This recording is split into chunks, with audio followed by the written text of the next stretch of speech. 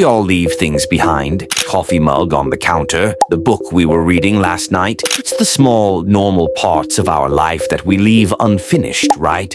What if a life was left unfinished, violently, in the middle of a mundane, ordinary task? I'm talking about a case so bizarre that people on the internet, even 30 years later, still can't stop talking about it. This is the unsolved murder of Susan Dalton, and the most terrifying clue she left behind was a still plugged-in iron. The story starts in September 1996 in Staten Island, New York. Susan Dalton was 37 years old. She was a single woman living in her apartment with her 3 dogs. One weekend, her landlord and her parents noticed something was wrong. Susan hadn't been seen all weekend, and her dogs were left alone in the apartment. So they went to check on her, and what they found was a scene that defies all logic. Her dogs were inside, but Susan was nowhere to be found. The air conditioner was on. The television and radio were still running, and in the middle of the room on an ironing board was a shirt, and the iron, still plugged in, was left right on top of it. Just days later, Susan's body was found about 40 feet into the woods. She had been brutally strangled and stabbed. Her body was left near Wagner College, far from her apartment. Now, for me, the most unsettling thing about this case isn't the murder itself. It's the scene in her apartment. The investigators believe she was killed somewhere else and her body was moved.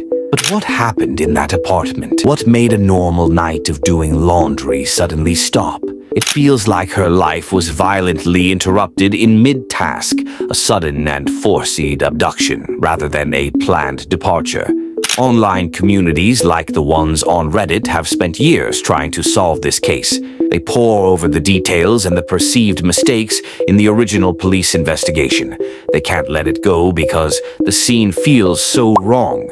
Why didn't the killer turn off the lights? TV? Why didn't they turn off the iron?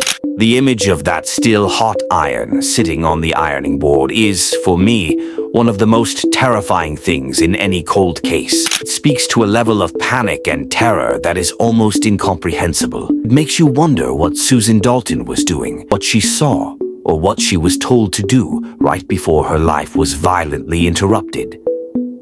The case remains unsolved.